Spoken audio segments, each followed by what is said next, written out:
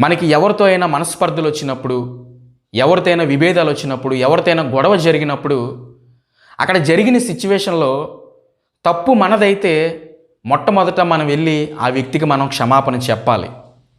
చాలామంది తెలివిగా ఏం చేస్తారంటే, ఎవరి పట్లయితే తప్పు చేశారో ఆ వ్యక్తికి క్షమాపణ చెప్పకుండా దేవుని దగ్గరికి వచ్చి దేవునికి ప్రార్థన చేస్తారు. ప్రభువా, నేను పలానా వ్యక్తి పట్ల నేను తప్పు చేశాను, నన్ను క్షమించి ప్రభువా అని దేవుని క్షమాపణ అడుగుతారు.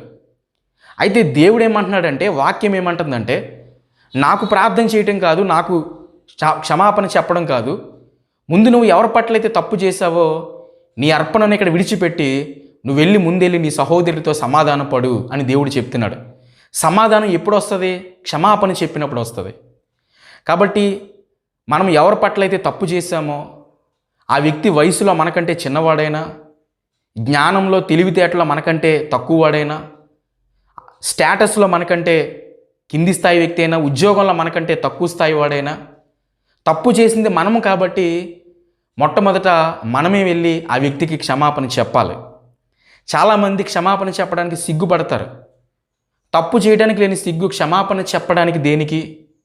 కాబట్టి ఎవరి పట్లైనా మనం తప్పు చేసినప్పుడు మనము మొట్టమొదట ఆ వ్యక్తికి మనం క్షమాపణ చెప్పాలి.